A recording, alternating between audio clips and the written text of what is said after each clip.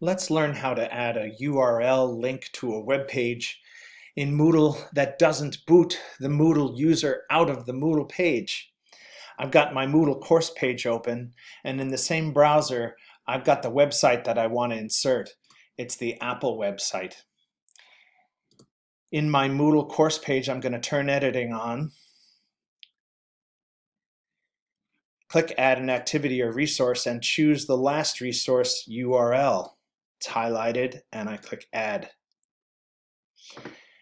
Now I can go to the website, put my cursor in that box, do Command A, Command C to copy and paste it here in the external URL box in my Moodle page. There it is, pasted exactly. Moodle forces you to name this. And also required with the red asterisk is something in this box, but I don't need to do anything. I'll just put an X as a placeholder there. And here's the trick to make it work. It's the appearance. You want to click on that, and for the display pull-down menu, I'm going to click on that and choose in pop-up. The size of the pop-up box is these sizes here, which is fine to leave as the default. I'm going to click Save and Return to Course. And when I turn editing off back in the Moodle page, I see what the student sees.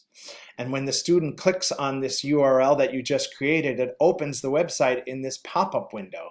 So it doesn't boot them out of Moodle. They don't need to go back and sign into Moodle again. The student can move this around. They can resize it, look at that website, and when they're done, all they have to do is click X to close the pop-up window and they're back at their Moodle page. And that's how it's done. If you have a URL in your Moodle page now without using the URL module, you can just copy and paste that URL into a URL module, choose in a pop-up, and that will work just fine. And that's how it's done.